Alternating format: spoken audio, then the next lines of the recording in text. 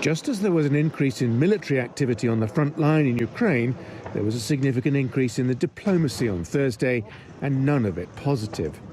In Moscow, the Russians expelled the US deputy ambassador, with no reasons given. The Kremlin also issued a response to a US proposal for security guarantees. It was uncompromising, to say the least. It demanded NATO's withdrawal from Eastern Europe or else. In the absence of the readiness of the American side to agree on firm, legally binding guarantees for our security from the United States and its allies, Russia will be forced to react, including by implementing measures of a military technical character. In other words, some kind of attack on Ukraine.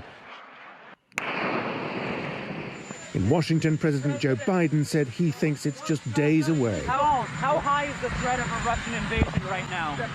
It's very high.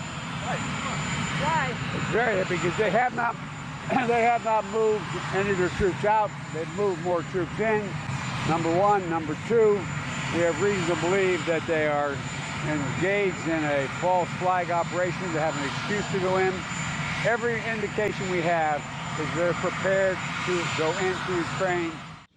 In eastern Ukraine, there was an increase in shelling across the front line. The Ukrainians say this nursery school was hit by Russian-backed separatists. NATO defence ministers meeting in Brussels say it's the kind of incident which could lead to an escalation. And we also know that there are many Russian intelligence officers operating in Ukraine. They are present in Donbass, and we have seen attempts to stage a pretext, false flag operations to provide an excuse for invading Ukraine. So, of course, this is of concern. For the third day in a row, the Russians have said their forces are moving away, a claim now openly disputed by NATO. But we don't see that.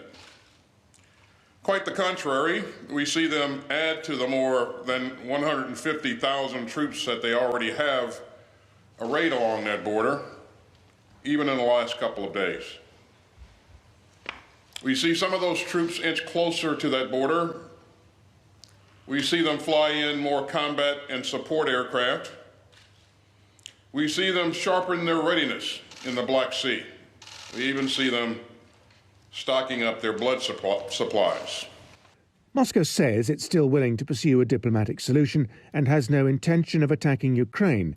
But after its uncompromising response on Thursday, it's hard to see where any meaningful compromise can come from. Simon McGregor-Wood, TRT World.